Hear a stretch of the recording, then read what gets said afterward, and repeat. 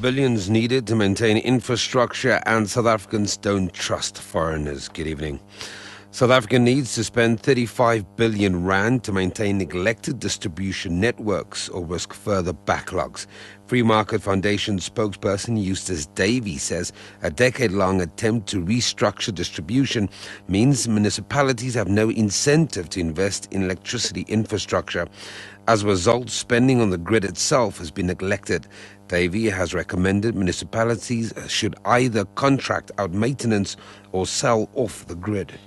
If the grids start breaking down, the local authorities are not going to be able to attract investment in their areas. So it's in their interest to make sure that the grids are operating properly and that they're properly maintained and kept. If they don't do it, we will be seeing blackouts that are the result of poor maintenance and not of shortage of electricity.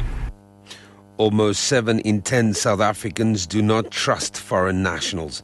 According to a survey by IDASA and Afrobarometer, distrust of foreign nationals among locals has increased from 60% in 2008 to 67%.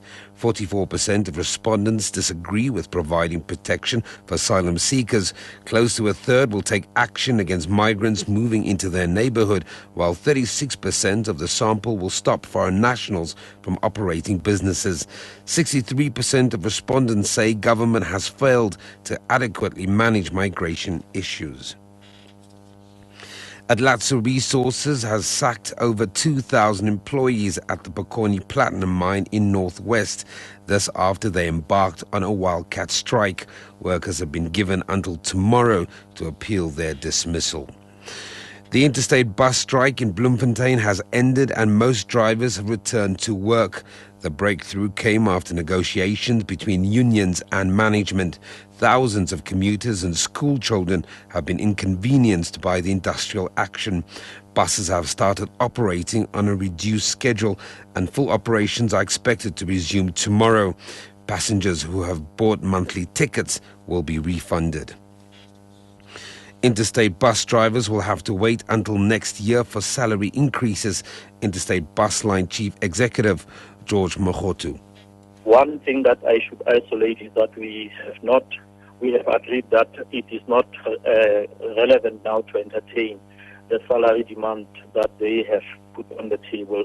The unions can raise that issue as per our collective agreements and the national agreement and at a forum that is relevant, which is where salaries are negotiated at a time when the salary negotiations are opened, which will be only next year. On to our final story now, and the South African Depression and Anxiety Group says depression is expected to be the second most disabling health condition in the world by 2020. Tomorrow's World Mental Health Day, Group Councillor Fatima Sidat says they're embarking on a campaign that will help people talk about the seriousness of mental health issues. Because it's becoming the second leading cause of disabilities in the world, it's said that 10% of South Africans could have depression. That's also according to the World Health Organization. What we're trying to do is make people aware about mental illness and mental health. SADC is there 24/7 to take your call, just to speak about how you feel.